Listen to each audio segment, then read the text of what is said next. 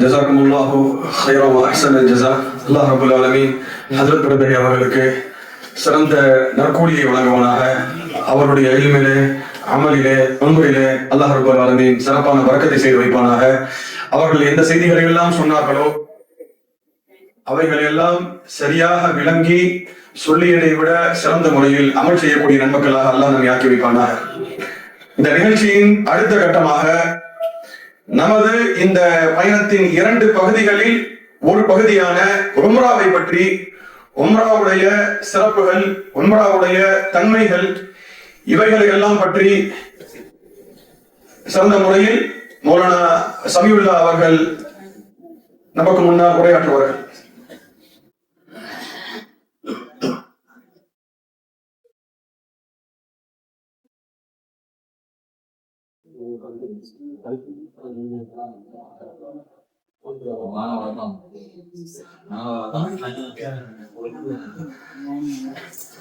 السلام عليكم ورحمة الله وبركاته. الحمد لله وحده والصلاة والسلام على من لا نبي بعده. أما بعد. அளவற்ற அருளாளன், நிகரே இல்லாத அன்புடையோன் அல்லாஹ் ஜல்ல வஅலாவின் உயர் பெயர் போற்றி புகழ்ந்து பணிந்தவனாக, எல்லா புகழும் அனைத்து பெரும் திறமைகளும் சர்வ கர்வமும் வணங்குவதற்கு தனித்து தகுதி படைத்த ஏக இறைவனாகிய அல்லாஹ் ரப்பல் ஆலமீனுக்கு மட்டும் உரித்தானது. அவனுடைய சாந்தியும் சமாதானமும் ஸலவாத்தும் சலாமும் இனி யாருக்கு பிறகு எந்த ஒரு நபியோ ரசூலோ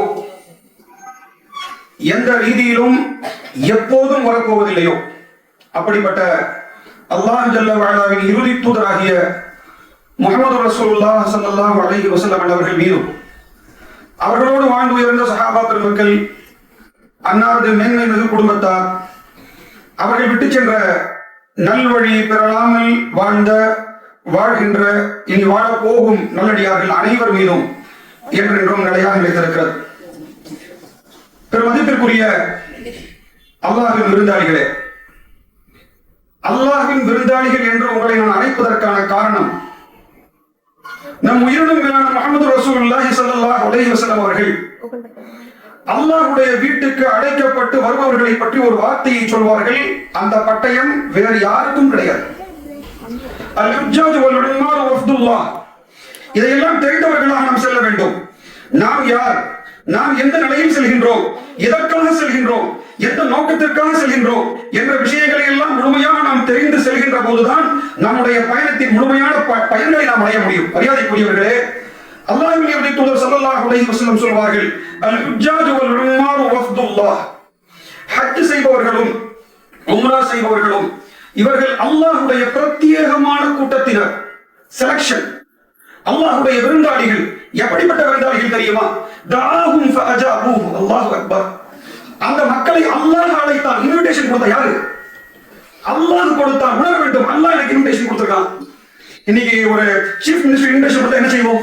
நீங்க மலேசியால இருந்து வந்திருக்கீங்க, ஒரு பிரைம் மினிஸ்டர் வந்து அவர் வீட்ல ஒரு ஃபங்க்ஷன் இன்விடேஷன் கொடுத்தாரு, எப்படி ஃபீல் பண்ணுவீங்க?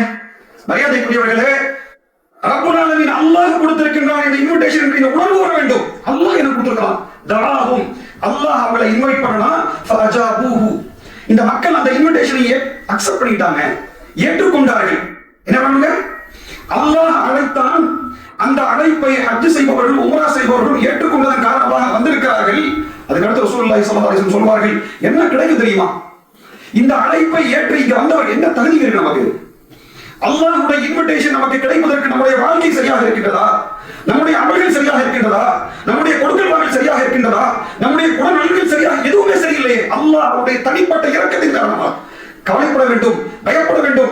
எந்த தகுதியும் இல்லாத என்னை அல்லாஹ் ரப்பல் ஆலமீன் இவ்வளவு ஒரு இடத்திற்கு அழைத்திருக்கின்றானே என்ற பயத்தோடும் பிரியத்தோடும் நன்றியோடும் செல்ல வேண்டும். செல்லலாம் இன்ஷா அல்லாஹ். இந்த உணர்வு இருக்க வேண்டும். ஒன்று, இப்படி அந்த அழைப்பை ஏற்று உம்ராவுக்கு செல்லக்கூடியவர்களுக்கு என்ன கிடைக்கும்? அல்லாஹ்வுடைய ஸல்லல்லாஹு அலைஹி வஸல்லம் சொல்வார்கள், இந்த அவுஹு அஜாபஹும்.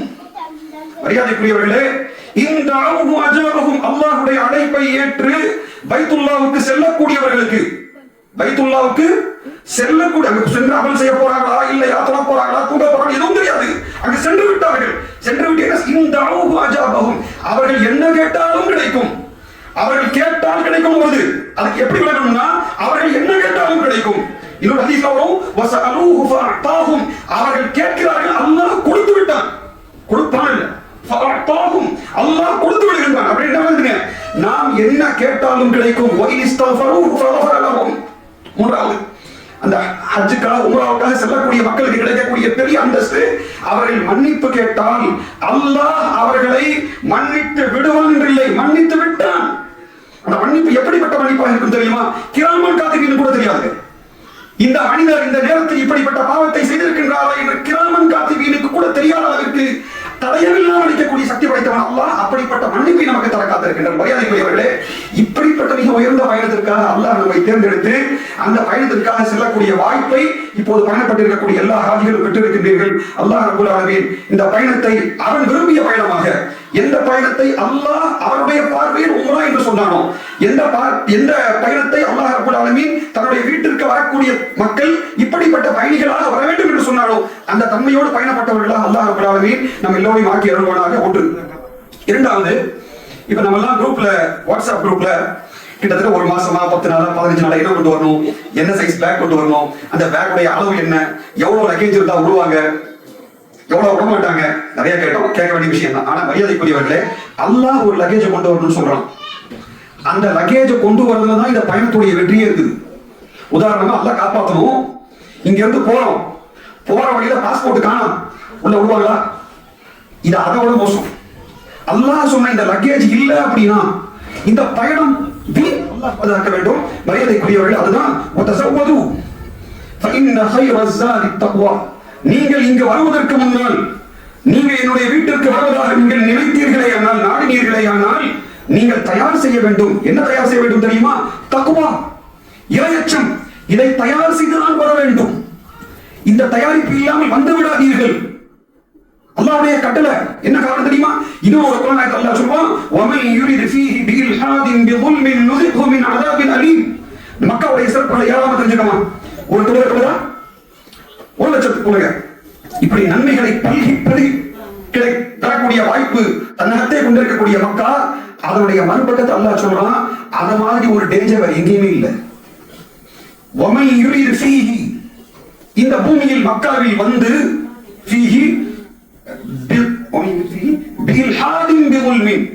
பாவத்துடைய ஒரு சிறு வேலையை கூட யாராவது நினைச்சு பார்த்தாரு, செய்யல, நினைச்சு பார்த்தாருன்னா நுஸிக்ஹு அஸாபின் அலீம், யோசிச்சு பார்க்க முடியாத தண்டனை கொடுப்பேன் அப்படின்னு அல்லாஹ்வுடைய எச்சரிக்கை. இந்த எச்சரிக்கை மதீனாவுக்கு கூட கிடையாதுங்க.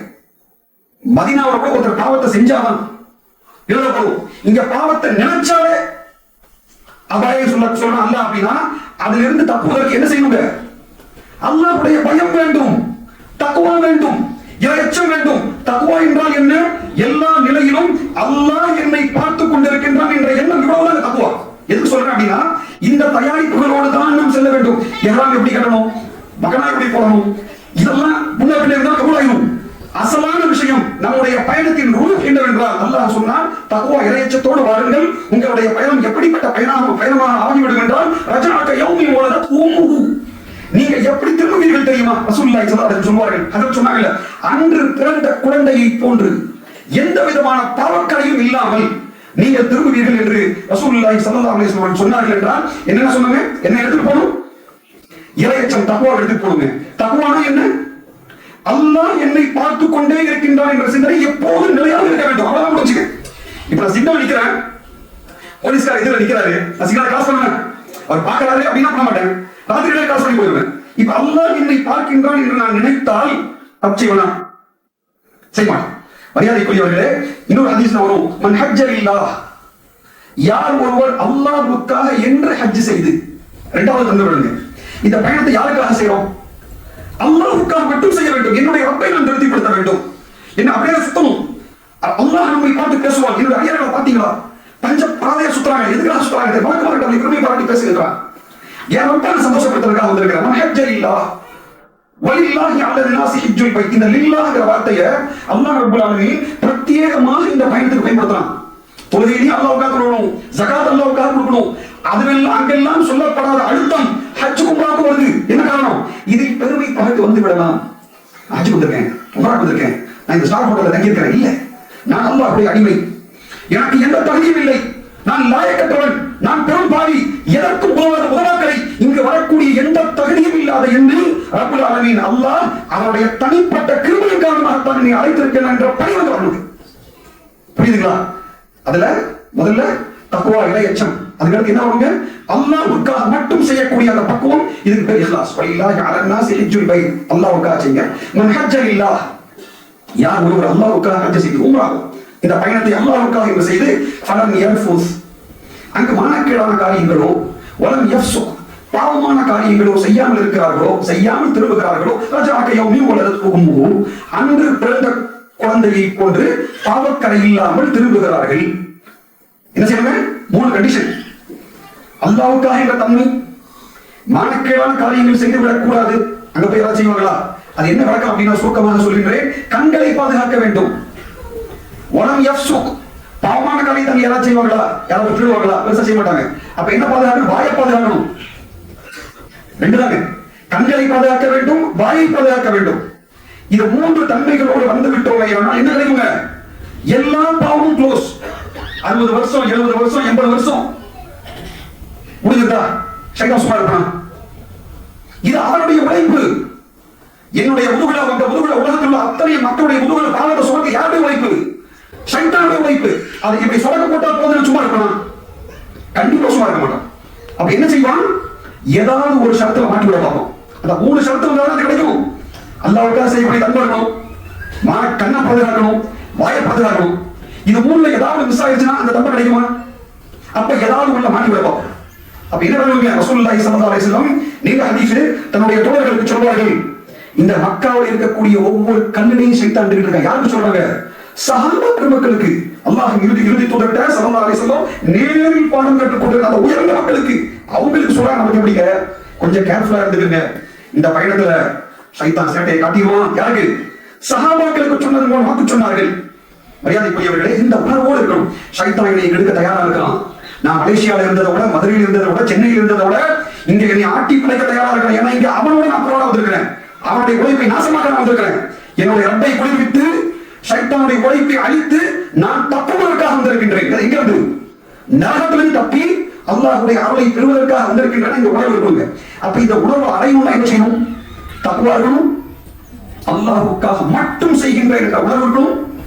எல்லா நிலையிலையும் சைத்தான் என்னை கெடுக்க தயாரா இருக்கிறான் அப்படிங்கிற பயம் இருக்கணும். இந்த பயம் இருந்தா என்ன செய்வாங்க? அல்லாஹ் துவா கேட்க ஆரம்பிச்சிடும்.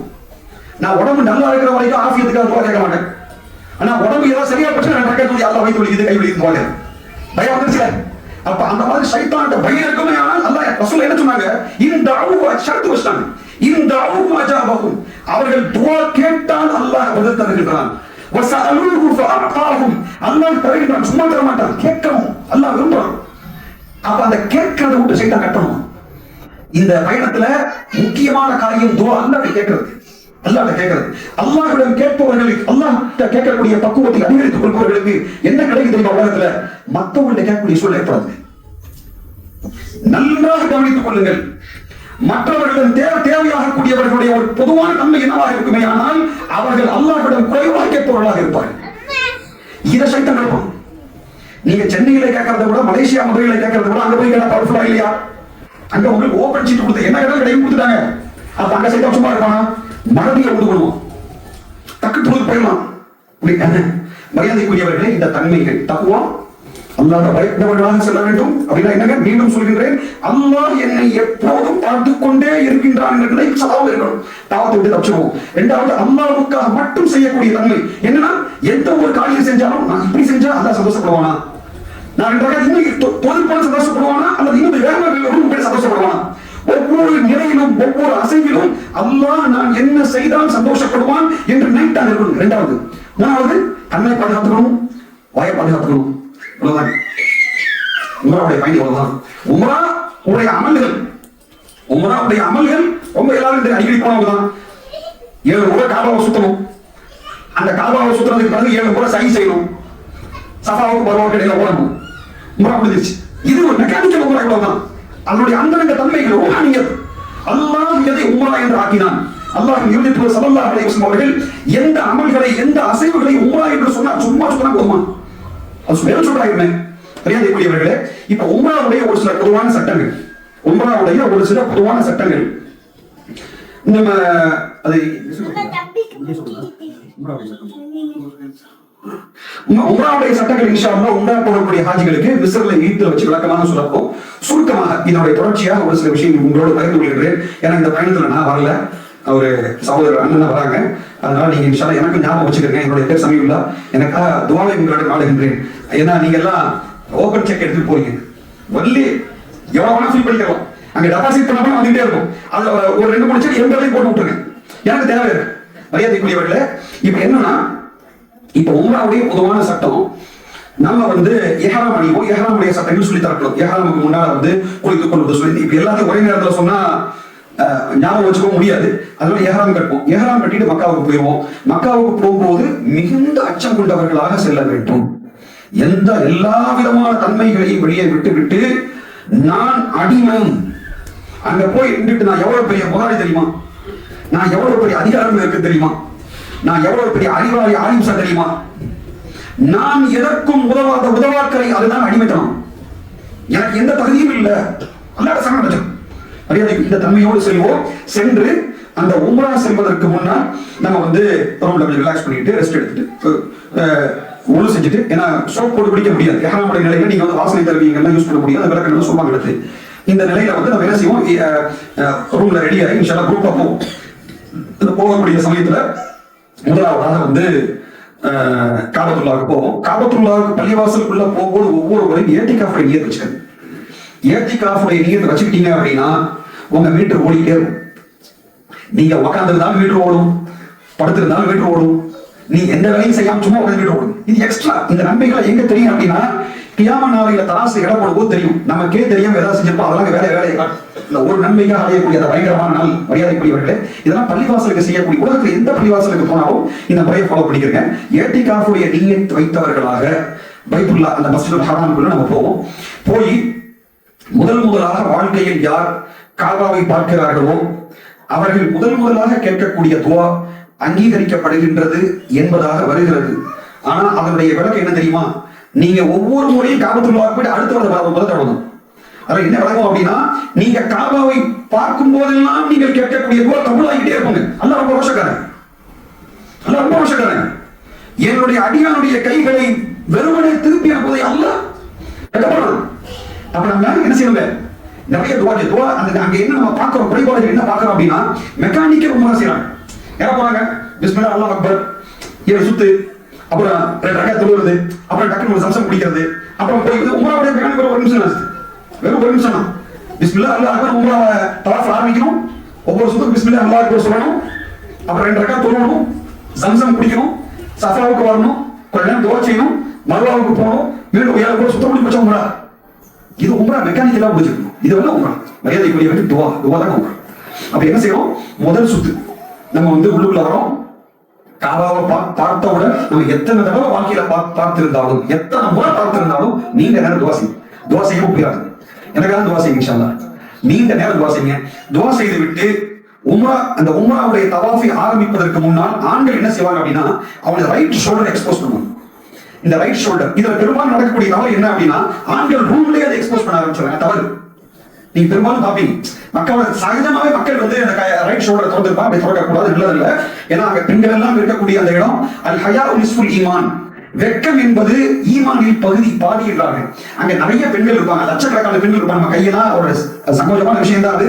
அல்லாஹ் சொன்னா என்பதற்காக என்னை நான் பராதையாக ஆக்கிக் கொள்கிறேன். அவ்வளவு அதை என்ன செய்வோம், தவாஃப் ஆரம்பிப்பதற்கு முன்னால் மட்டும் அந்த ட்ரெஸ்ஸை கொஞ்சம் கரெக்ட் பண்ணி போட்டுருவோம். இந்த ரைட் ஷோல்டர் எக்ஸ்போஸ் பண்ணிடுவோம். பண்ணிட்டு நம்ம அந்த ஹஜரோட சோதனை நேரம் நின்று நம்ம நியத் வைப்போம். யா அல்லாஹ், உனக்காக தமிழ்லயே சொல்லிக்கலாம், அரபியில தான் சொல்லுங்க அவசியம் இல்லை. அல்லாஹ்வுக்கு எல்லா மொழியும் தெரியும். அல்லாஹ் உள்ளத்தை அறிந்தவனாக இருக்கிறான். மெக்கானிக்கலா அரபியில சொல்லுங்க கட்டாயம்லாம் கிடையாது. அவங்க உள்ளத்துல பேசுவோம். அல்லாட்ட உள்ளத்துல பேச துவா என்னங்க, அல்லாட்ட பேசாது, அல்லாட்ட சட்டப்படுது. யாரும் உனைய தவிர யாருமே எனக்கு கொடுக்க முடியும். நான் எவன்டையாவது போனா அப்படின்னா அவனுக்கு நீ கொடுக்க அவன் என்ன தர முடியாது. அல்லாட்ட பேசுங்க. அப்ப நம்ம என்ன செய்யறோம், அல்லாட்ட அல்ல உனக்காக நான் உம்ரா செய்ய வந்திருக்கிறேன், இந்த உம்ராவுடைய தவாஃபை ஆரம்பிக்கிறேன். சகஜமா பேசுவோம். பிஸ்மில்லாஹ் அல்லாஹ் அக்பர். நம்ம இப்படி என்ன செய்வாங்க, தவாஃப் ஆரம்பிக்கிறோம். அந்த தவாஃபுடைய நிறைய துவாக்கள் வரும், சுன்னத்தான துவாக்கள் வரும். அதுல வந்து அந்த ருக்னு யமானின்னு சொல்லப்படக்கூடிய இடம் 3வது மூலை. முதல் மூலை ஹஜ்ருல் அஸ்வத், 2வது மூலை, 3வது மூலை, 4வது மூலை. 4வது மூலை வரும்போது என்ன செய்வோம், ரப்பனா ஆதினா ஃபித் துன்யா ஹஸனா வ ஃபில் ஆখিরাতি ஹஸனா வ கினா அஸாபன் நார். மற்ற தெரிந்த துஆக்கள் எல்லாத்தையும் ஓதிக்கலாம். நான் செல்லக்கூடிய ஹாஜிகளுக்கு பிரத்யேகமாக ஒரு விஷயத்தை கூடுதலாக சொல்வேன். ஒவ்வொரு சுத்துலையும் ரப்பனா ரப்பிர்ஹம்ஹுமா கமா ரப்பயானி ஸகீரா, யா அல்லாஹ் எங்களுடைய பெற்றோர்கள் எங்களை எப்படி பார்த்துக் கொண்டார்களோ அதை விட சிறப்பாக நீ அவர்களை பார்த்துக் கொள்வாயாக என்று அல்லாஹ்விடம் ஒவ்வொரு சுத்துலையும் துஆ. இது வந்து ஹதீஸ்ல இருக்கு, ஒரு உசூலா சொல்லி கொடுக்கிறார். இது வந்து பெற்றோர்களுக்கு செய்ய வேண்டிய கடமை. என்ன செஞ்சாலும் அவன் கடமையை நம்ம நிறைவேற்ற முடியாது. இருந்தாலும் அந்த நேரத்தில் எனக்காக நான் துவா கேட்கிறேன், எங்க அத்தா அம்மாவோட கேட்காம விடலாமா, அந்த நன்றி உணர்வு வேண்டாமா? அப்ப இந்த பழக்கத்தை எடுத்துக்கொள்ளுங்க அப்படிங்கிறது என்னுடைய வேண்டுகோள். மாற்ற கடமையெல்லாம் கிடையாது. இப்படியாக வந்து நம்ம துவாவோட என்ன செய்வோம், ஒரு சுத்த பிடிப்போம், மீண்டும் பிஸ்மில்லாஹி அல்லாஹு அக்பர் சொல்லிட்டு போயிட்டே இருப்போம், 2வது சுத்த பிடிப்போம். இப்படியாக 7 சுற்றுகள் முடிந்த பிறகு நான் வந்து அந்த மகாம் இப்ராஹிம் என்று சொல்லப்படக்கூடிய அந்த ஒரு கோலையமா இருக்கும். அதுக்கு பின்னாடி எவ்வளவு முடியுதோ பின்னாடி வந்து நின்று நம்ம வந்து இந்த தவாஃபுடைய சுன்னத்தும் சொல்லுவாங்க, வாஜிபும் சொல்லுவாங்க. தவாஃபுடைய சுன்னத்தான 2 ரக்காத்துகளை நாம் தொழுது கொள்வோம். தொழுது விட்டு என்ன செய்வாங்க, நீண்ட நேரம் துவா செய்ய வேண்டும். நீண்ட நேரம் துவா செய்ய வேண்டும். தவாஃபுக்கு பிறகு செய்யப்படக்கூடிய துவா இது கபூலாகக்கூடிய இடங்கள். நீண்ட நேரம் துவா செய்யும். இப்படி துவா செய்து விட்டு நம்ம வீட்டு என்ன செய்வோங்க, ஜம்சம் குடிப்போம். ஜம்சம் குடிப்போம். மாஉ ஜம்சம் லிமா ஷுரிப லஹு. ஜம்சம் தண்ணீர் எதற்காக குடிக்கப்படுகின்றதோ அந்த காரியத்தை அது செய்து கொடுக்கும். லிமா ஷுரிப லஹு, அது எதற்காக குடிக்கப்பட்டதோ அந்த காரியம், அந்த நோக்கம் அவருக்கு நிறைவேறும். அப்ப என்ன நோக்கத்தில் குடிக்கலாங்க? சையதுனா உமர் இப்னு கத்தாப் ரலியல்லாஹு அன்ஹு ஒரு சின்ன ஒரு விஷயம் சொல்லிக்கிறேன். அவங்க நமக்கு ஒரு வழிகாட்டுவாங்க. ஜம்சம் தண்ணி எனக்கு வயிற்று வலிக்குது, நீர் வச்சு விட்டா சரியாகும். ஜுரம் அடிக்குது, நீர் வச்சு விட்டா சரி. நீர் ஸ்ட்ராங்கா இருக்கணும். ஒருத்தருக்கு பிள்ளை இல்ல, நீர் வச்சு விட்டா பிள்ளை கிடைக்கும் இன்ஷா அல்லாஹ். மரியாதைக்குரியவர்களே, சையதுனா உமர் இப்னு கத்தாப் ரலியல்லாஹு அன்ஹு எப்படிலாம் நமக்கு வழிகாட்டிட்டு போயிருக்காங்க பாருங்க. அவங்க சொல்லுவாங்க, ஜம்சம் தண்ணீர் குடிக்கும் போது கியாம நாளையில் ஏற்படக்கூடிய தாகத்தை விட்டு பாதுகாப்பு தேடியவர்களாக குடிக்க வேண்டும். எப்படிப்பட்ட வழிகாட்டுதல் பாருங்க. நம்ம என்ன நினைக்கிறோம், நாம் பிறந்தது எதற்காக? நாம் எதற்காக பிறந்தோம்? நம்ம எல்லாம் பிறந்தது நரகத்தை கண்ணால பார்க்காம சொர்க்கத்துக்கு போறதுதான் பிறந்தோம். என்ன செய்ய முடியாது, நரகத்தை பார்த்தாலும் காண முடியாது. அதுக்கு ஷார்ட் ஃபார்முலா என்ன? கியாமத்துல தானே அடிக்கக்கூடாது. கியாமத்துல தானே யாருக்கு அடிக்கும்? பாவிகளுக்கு தான் அடிக்கும். எதை கேட்டிருக்காங்க? அமர்வது இருந்தாங்க, சொர்க்கத்தை கேட்டிருக்காங்க, நரகத்தை விட்டு பாதுகாப்பு தெரிவிக்கிறாங்க. இந்த சின்ன வார்த்தை. மரியாதைக்குரியவர்களே, அப்படி நாம நியத்தை வச்சு ஜம்சம் குடிப்போம். எல்லா நியத்தும் வைப்போம் இன்ஷா அல்லாஹ். குறிப்பாக மவுத்துல கலிமா நசீபாகணும். கலிமா இல்லாம மூத்தாயிடக்கூடாது. மவுத்துடைய தாகத்தை விட்டு அல்லாஹ்விடம் பாதுகாவல் தேடியவர்களாக, கியாம நாளுடைய தாகத்தை விட்டு அல்லாஹ்விடம் பாதுகாவல் தேடியவர்களாக, மவுத்தில் கலிமாவை நாடியவர்களாக ஒவ்வொரு முறை மற்ற தேவைகளை கேட்கலாம். இப்படி ஜம்சம் முடிச்சுப்போம். குடிச்சு முடிச்சுட்டு நம்ம என்ன செய்வோம், சஃபா மலைக்கு வருவோம். அந்த சஃபா மலைக்கு வருகின்ற வழியில் நம்ம முதல்ல தவாஃப் ஆரம்பிக்கிறதுக்கு பிஸ்மில்லாஹி ரஹ்மானிர் ரஹீம் சொல்லணும். அப்புறம் ஒவ்வொரு சுத்து 7 சுத்து 7 சொல்லணும். மொத்தம் 8 ஆயிடுச்சு. சரி, 8 தடவை என்ன செஞ்சு கொடுத்துட்டோம். இப்ப சஃபாவுக்கு போகின்ற வழியில் மீண்டும் ஹஜ்ருல் அஸ்வத் கடக்கும். அது கடந்தா போகும்.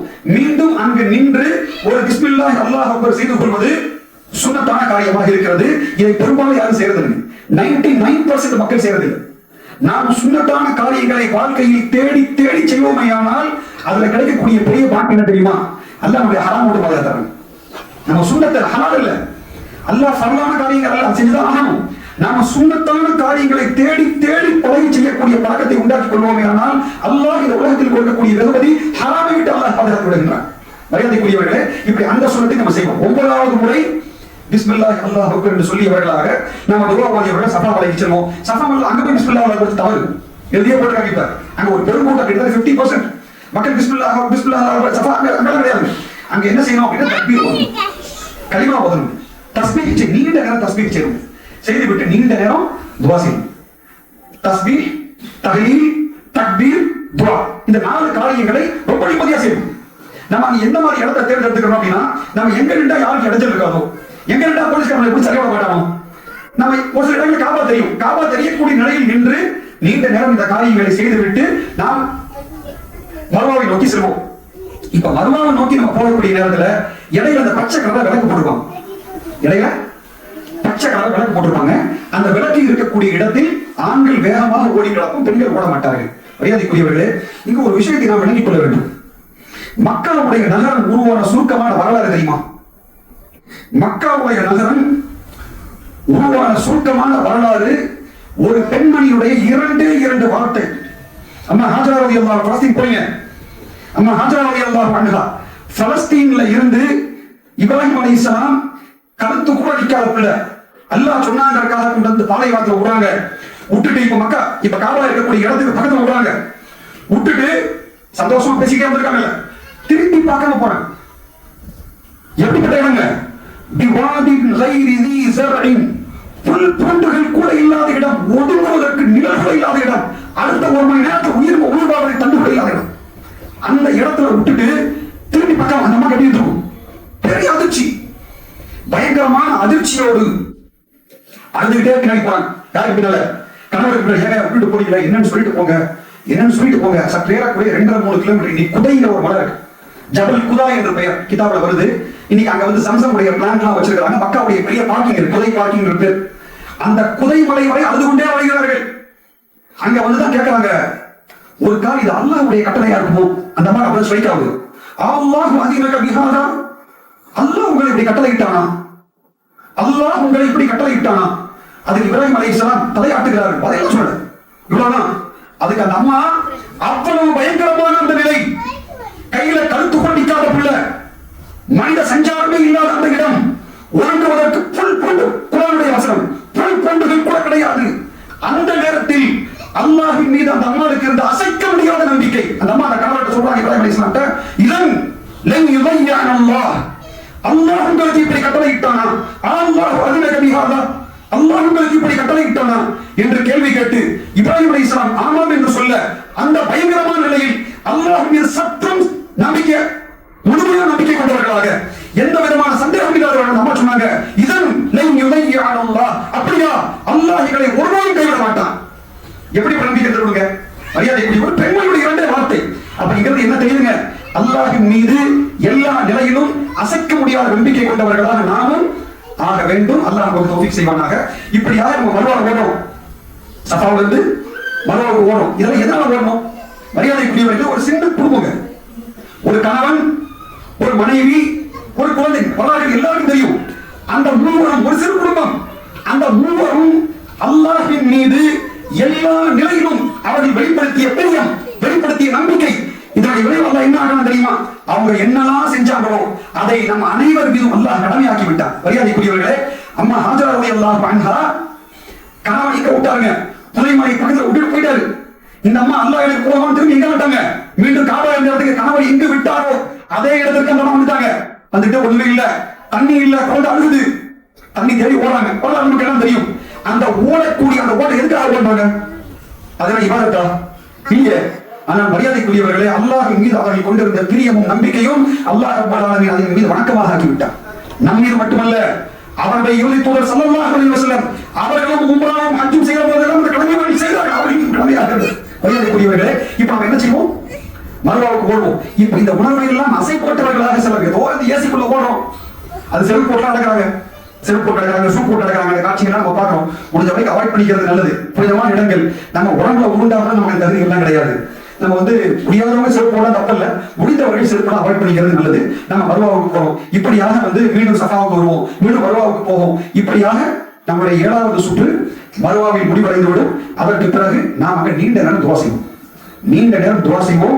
அந்த துவாவில் குறிப்பாக ஒரு துவா என்னவென்றால், யா அல்லாஹ், எந்த தகுதியும் இல்லாத என்னை, மீண்டும் மீண்டும் சொல்றேன், எந்த தகுதியும் இல்லாத திரும்பாவியாக என்னை உன்னுடைய இந்த ஊருக்கு அழைத்து, உன்னுடைய வீட்டுக்கு அழைத்து, எந்த தகுதியும் இல்லாத என்னை உம்ரா செய்வதற்கு, மக்காவில் வந்து உம்ராவான வாய்ப்பு இல்லாம கூட என்ன இருக்காங்க, மக்காவுக்கு உம்ரா வாய்ப்பு நல்லா கொடுக்காம முடியல, எனக்கு உம்ராவுடைய வாய்ப்பு கொடுத்து அந்த உம்ராவை முடிக்க வச்சது நீதான். எனக்கு இந்த தகுதியும் இல்லை.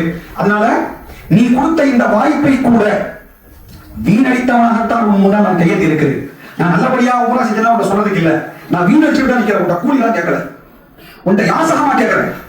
யா அல்லாஹ், உன்னிடம் காட்டி கேட்பதற்கு என்னும் சரியான அமல்கள் எதுவும் இல்லை. உன்னிடம் நான் யாசகமாக கேட்கிறேன். உன்னுடைய இரக்கத்தை கொண்டு, உன்னுடைய மன்னிப்பை கொண்டு, எந்த கிருபையின் காரணமாக என்னை இந்த உம்ராவுக்கு நீ தேர்ந்தெடுத்தாயோ அதே இரக்கத்தை, கிருபையை கொண்டு என்னுடைய இந்த அசைவுகள், அசைவம் தானே, என்னுடைய இந்த அசைவுகளை நீ உம்ராவாக அங்கீகரித்துக் கொள்வாயாக இருப்பேன். இப்படி அல்லாஹ் துஆ கேட்கணும். இந்த உம்ராவின் காரணமாக மனிதர்களுக்கு என்னென்ன சிறப்புகளை எல்லாம் நீ தருகின்றாயோ அவை அனைத்தையும் எனக்கு தருவாயாக. என்னென்ன தீமைகளை விட்டு எல்லாம் உலகத்திலும் ஆகிரத்திலும் பாதுகாக்கின்றாயோ அவை அனைத்தையும் விட்டு எங்களையும் பாதுகாப்பாயாக, என் குடும்பத்தாரையும் பாதுகாப்பாயாக, உலக முஸ்லிம்கள் அனைவரையும் பாதுகாப்பாயாக என்று துஆவோடும் நன்றியோடும் நம்ம நினைச்சோங்க. உங்களாக முடிச்சிட்டு வாய்ப்பு இருக்குமேயானால் மீண்டும் அந்த ஹரம்ல எங்க இடம் கிடைக்குதோ அந்த ஓரமான இடங்களுக்கு வந்து 2 ரக்காத்து சுக்ருடைய நஃபில் கொடுத்துருது. 2 ரக்காத்து உம்ரா மரவ முடிஞ்சிடும். இந்த சுக்ருடைய நஃபில் இதெல்லாம் எதுக்காக தோணுவா அப்படின்னா, லைன் ஷக்கர்தும் லஅஸீதன்னகும், அல்லாஹ் குர்ஆன்ல சொல்வான், யார் நன்றி செலுத்துகிறார்களோ அவர்களுக்கு அதிகரித்து கொடுக்கப்படும். என் புள்ள நல்லா படிக்கிறான் அப்படின்னு நம்ம அல்லாஹ்ட்ட 2 ரக்காத் தொழுது துஆ செஞ்சோம்னா அவர் இன்னும் அடுத்து பெட்டரா படிப்பார். நல்ல வியாபாரம் நம்ம கடையில் நடக்குது அப்படின்னு நம்ம துஆ செஞ்சோம்னா இன்னும் பெட்டரா வியாபாரம் நடக்கும். அதே மாதிரி நமக்கு உம்ராவுக்கு நன்றி செலுத்தணும். அல்லாஹ் என்ன செய்வாங்க, மீண்டும் உம்ராவுக்கு வாய்ப்பு அல்லாஹ் கொடுப்பான். அடுத்த பெட்டிஷன் போறோம். நம்ம நன்றி செலுத்தணும் அப்படின்னா அல்லாஹ் நான் கூட்டி தரேன் சொல்றான், கூட்டி தரணும் போனான் நிச்சயமா தருவோம். மரியாதைக்குரியவர்களே, இப்படியாக இந்த தன்மைகளோடு நான் சென்று மீண்டும் சுருக்கமாக சொல்கின்றேன். இங்கிருந்து மறந்து விட்டு செல்லக்கூடாத ஒரே விஷயம் என்னங்க, தக்குவா, இறையச்சம். அல்லாஹ் இந்த லக்கேஜை கொண்டு வாங்கன்னு சொல்லணும். அதை கொண்டு வந்து அல்லாஹ் காமிச்சாரு, அல்லாஹ் உன்னை பயந்தவன் தான் வந்திருக்கான் பாத்துக்க காமிச்சாரு இன்ஷா அல்லாஹ். 2வது அல்லாஹ்வுக்காக மட்டும் செய்கின்ற என்ற தன்மை. 3வது எல்லா நிலையிலும் நம்முடைய கண்ணை பாதுகாத்துக்கணும், வாயை பாதுகாத்துக்கணும். 4 இது மட்டும் அமைஞ்சு போச்சு அப்படின்னா நிச்சயமாக மரியாதைக்குரியவர்களே, எந்த ஒரு பயணம் நம்மை அன்று பிறந்த குழந்தை பாலகனை போன்று ஆக்கிவிடும் என்று அல்லாஹ் ஸல்லல்லாஹு அலைஹி வஸல்லம் சொன்னார்களோ அது போன்ற பயணமாக நிச்சயமாக அல்லாஹ் ஆக்குவான் என்ற நம்பிக்கையோடு துஆவோடு இந்த உரையை முடித்துக் கொள்கின்றேன். அல்லாஹ் ரப்பல் ஆலமீன் நம்முடைய பயணங்களை லேசான பயணமாக, அவனை திருப்திப்படுத்தக்கூடிய பயணமாக, நம்முடைய ஆகிரத்தில் நமக்கு பயணிக்கக்கூடிய பயணமாக, நம்முடைய பாவக்கரைகளை எல்லாம் ஒட்டுமொத்தமாக இல்லாமல் ஆக்கி அந்த இடங்களை எல்லாம் நன்மைகளாக நிரப்பி கொடுக்கக்கூடிய பயணமாக அல்லாஹ் ரப்பல் ஆலமீன் ஆக்கி அருள்வானாக இந்த துஆவோடு முடித்துக் கொள்கின்றேன். வ ஆகிரு தஅவானா அல்ஹம்துலில்லாஹி ரப்பில் ஆலமீன். அஸ்ஸலாமு அலைக்கும் வ ரஹ்மத்துல்லாஹி வ பரகாத்துஹு.